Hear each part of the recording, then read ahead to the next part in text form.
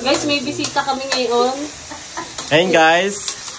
Nagluluto na kami ng pinitik. Pinitik? Bitinibo pa. Ayun guys, kami may bisita. Diyos ko, ang laki pa. Ayan ang ipangangat-ngat mo kay Mia. Sa liit na taong yon, pangapay hindi mainguya. Guys, buo pa pala. Buo pa, gayate yan, gayate. Basta si Manuel ang pinagawa mo sa kusina. Asahan mo. Hindi ako nag-gayat na. Sino? May sama-sama dyan. Sino? Matabak ko noo mo. Sino nag-gayat niyan? Tanggal ang mga guya. Nagtatanggal lang kuya. Ang hirap. Ang hirap mag-ano niyan.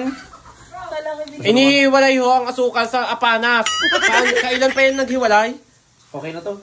Ayun. May buhay pang isa. Ayan oh. Nagaling naman na rin magtadtad. Buong-buo pa ang karne. Niluluto na. Ayan, Job. Diyos naman ni, manggagamot. Manggagamot? Madami aring mga pamahiin. Yan guys, magluluto na tayo para sa aming pinakamatangkad na kaibigan. Mia! Sulit! Kagimba! Andito po si... Hello po! Ayan, ang ginagawa po naman niya ay... Bangus. Nagtatadtad ng bangus. Hindi naman tatagta. Ano ga? Makula. Nabash na naman ako. Nagtitimpla po siya ng boneless milk fish. Boneless iming-timing. Bone half fish.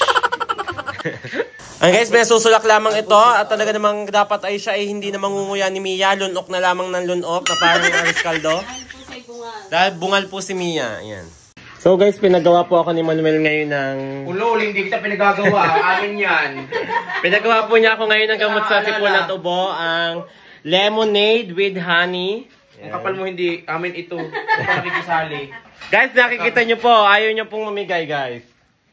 Tikim nga ang bunso. Yung mga ayaw maghirap, gusto lagi iinom lang, pasarap sa buhay. Guys, hindi po. Ako po yung naglinis ng van for the first. For the first time. At wala kang makakatulong lahat kami busy. Pero kung kami nandito, kami ang maglilinis. Ayaw ka pa naman ng ikaw, pakilos, binabaer. Ano? Mukha mo! Sabi ni Mia, may dadating daw ng matataas sa tao, kaya naglutong adobo. Ari pala, sina Kapitan Ching.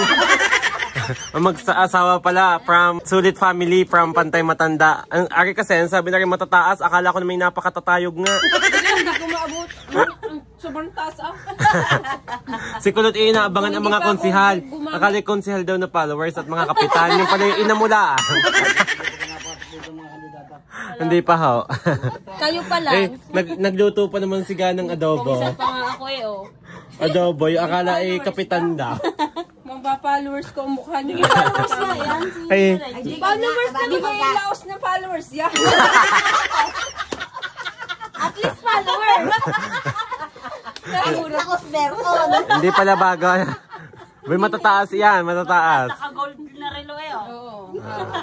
Iba na talaga. Iba na talaga ang matataas. Hindi naman rich. Hindi ko to. Wala naman kaming bond.